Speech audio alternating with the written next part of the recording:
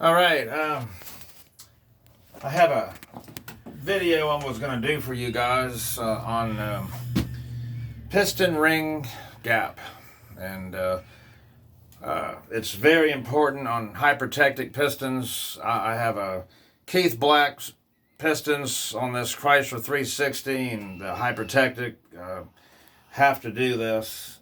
Some people don't really know exactly how to do it, or so they can't figure out what to do or why they're doing it, and it's because of heat is why it has to be done. So this piece of paper right here, if you can see that in the light, on this particular engine it's bored 40 over, and that's the bore diameter. On this chart, you can kind of figure out where you got to be, times 80. I come up with 32 thousandths for the top ring gap, and this bottom ring's got to be 16 thousandths, the second ring. So nothing to worry about on the oil ring. So that's what the deal is. It's an absolute mandatory thing that you have to do, or you'll end up with a broken piston in a short amount of time. So, to figure out your end gap, I put it in there like so, spin it around, then I take a piston and kind of square it up like that. See, these are the Keith Blacks. And then I check my gap, and I can see from here it's not very much. So it's nowhere near 32 thousandths. So let's see, you can see I've got the 32. I don't know if you can see that. Can you see that? The way the light is, I'm sorry, might not be able to see. But this is 32 thousandths, just happens to be what I need. So I'm going to do this, and some of you guys might laugh. They do have a machine, but I have a machine too. But it's not necessarily made for filing rings, but it'll work. I've done it my whole life. I've done it this way. What I'm going to do is just, when you do this, you just want to work on one end. You just pick whichever end you want to work on, but you don't want to cut them on both ends. Probably you could if you split the difference, but you just don't want to get into the habit of that. Just work on one end. And let me start this thing.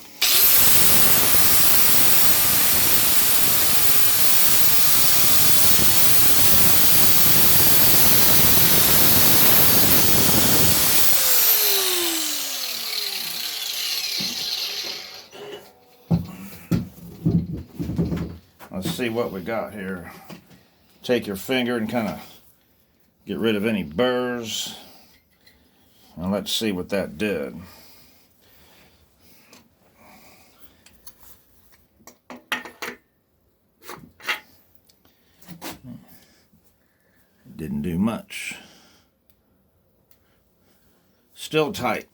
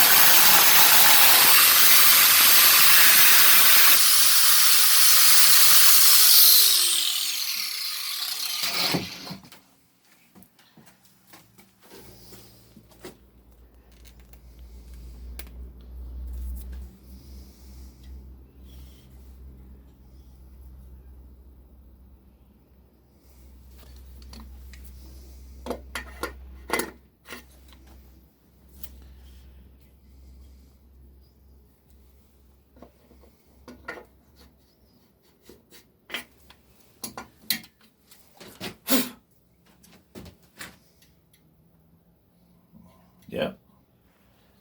That's about right there.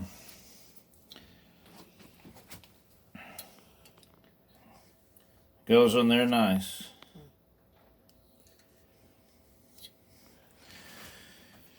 And that's on the top compression ring. groove. That's what we want to do. That's basically, you can sign up to me. That's basically all you really do. And you just do that on all 8 of them. And then I came up with 16 thousandths on the second ring.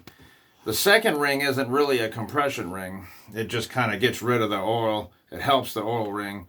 It also helps the compression ring seal somewhat. But mostly the top ring, the top one is the compression ring. That's the one they worry about. It's up there where most of the heat is from the chamber. So that's why it has to have such a wide gap. It's the ring that gets the hottest. Okay, I guess that's really all I can show you. I just have to do the same thing on all of them, so I'm not going to bore you guys with that. All right, thanks for watching. Chrysler Small Block 360 piston ring gap. That's it.